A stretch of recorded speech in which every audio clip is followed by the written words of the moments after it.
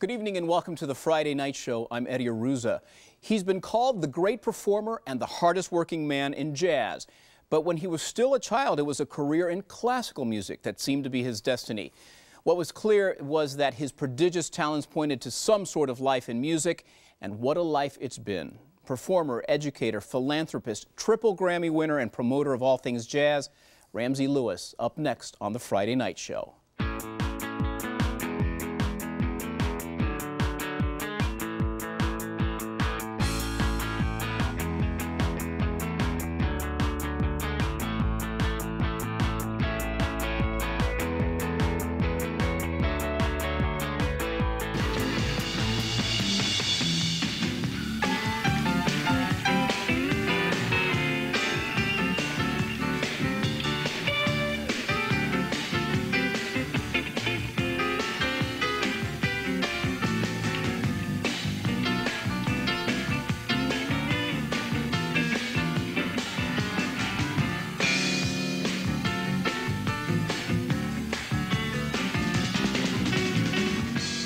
Ramsey Lewis performing one of his signature tunes, The In Crowd, at the Montreal Jazz Festival.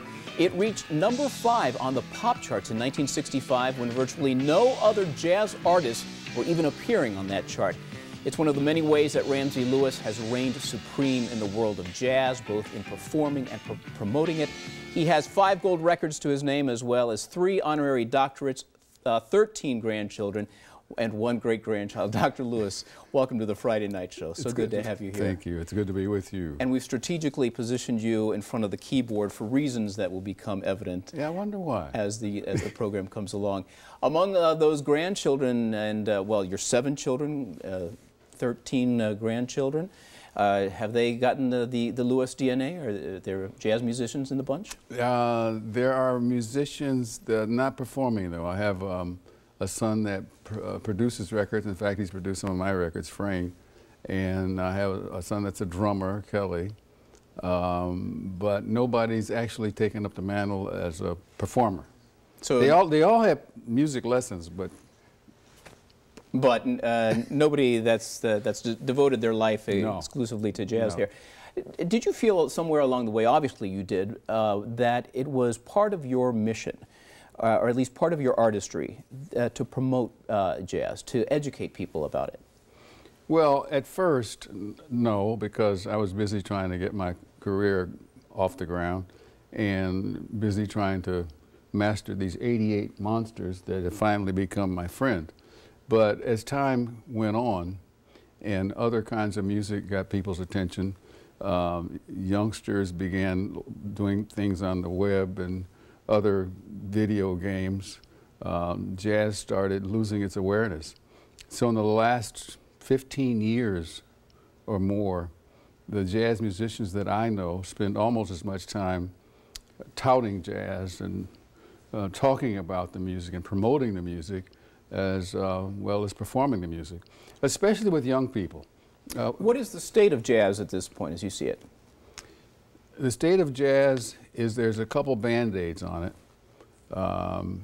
and we're trying to keep anything more than that. And it's because of, it's a long story, I'll make it short. Kids were introduced to, when I was going to high school, music in school, public school. I went in Chicago, Illinois, Wells High School, inner city school. And so music was part of the curriculum. In fact, 2 years of music, one or the other, whether you're in chorus, orchestra, band, whatever it was, you had to have 2 years of music. So the basics of the music, chords, what's a chord? What is a melody? What's rhythm? What's this? Gave kids a little more to work with. And of course, when the budget cuts came and they let music go, kids were left to their own devices.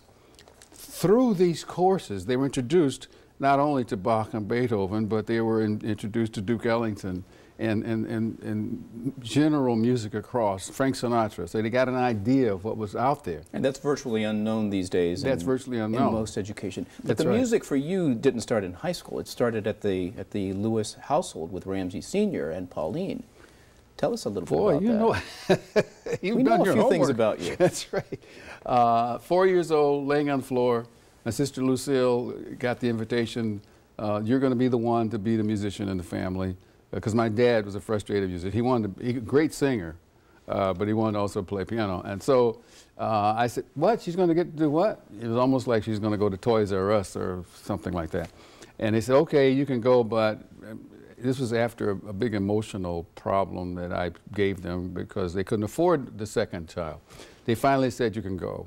After a couple lessons, when I found out that you also have to practice, I thought you just went and once a week, you know, for 20 minutes. And that was it. Yeah, and you but learned that way. You had to practice, and also after I had practiced and went for a lesson, hadn't practiced enough, and she had the ruler on the hands. I said, but word enough is of that this. you liked to practice, and Lucille didn't. Well, word, Is that true? Word is after a fashion. I grew to love the music. Shortly after this episode with the ruler and such, after a year or so, Lucille, my sister, went on to be Reverend Lucille Lewis Jackson, and so she got into public speaking early in her life. She got to quit. The teacher, Ernestine Bruce, told my parents, little Ramsey has talent. And from that day on, they made sure I practiced. And by the time I was 12 years old, I began to love music and the piano in general. But way before you were 12 years old, at 9, you were already accompanying the choir at the Wayman AME Church, Yeah, which your dad conducted, is that right? Dad woke up one day and he said, he used to call me Sonny. Sonny, Sunday, you're going to start playing for the choir. So you're going to rehearsal tomorrow night. So I went to rehearsal and learned the choir songs. And he said, well, while you're sitting up there at the piano, we have an organist too, join the organist in the music of the church, of the service. And so, yes, from 9 years old until I was 16, 17 years old, I was playing classical music and gospel music. And the Chicago Music College is where you ended up, studying the classical repertoire, the Chopin and the Beethoven and the Mendelssohn. And that's where you were going to, was that the direction that your parents thought you were going to go? Or yeah, we all thought, steering you? Yeah, because when I really fell in love with it, 12 years old, they had almost begged me to stop practicing then. I loved it so much. And in those days, it was the European classical masters and composers. It wasn't until I was 15 that I was introduced to jazz. But at that point, we thought it was going to be a classical career.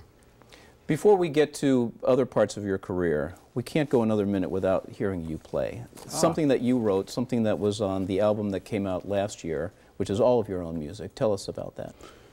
Well, I had the occasion to sign with a new label, and they said, what are you going to do? And I figured whatever. And they said, well, people know you as songs that are heartfelt, that are spiritually felt, that are soulful. And we came up with a list of those songs. And it was my wife, Jan, who said, you've been writing a lot of songs lately. Why don't you do an album of your own? And you co-wrote this with your wife. Well, this particular song is newer than that album. My wife and I just wrote this in the last few weeks. And I'm fine-tuning it now. In fact, I'm using you and your audience as laboratory guinea pigs, because I want to play this. Well, you're the doctor in the room here, and the scientists go ahead and play. Softly She Sings is what it's called.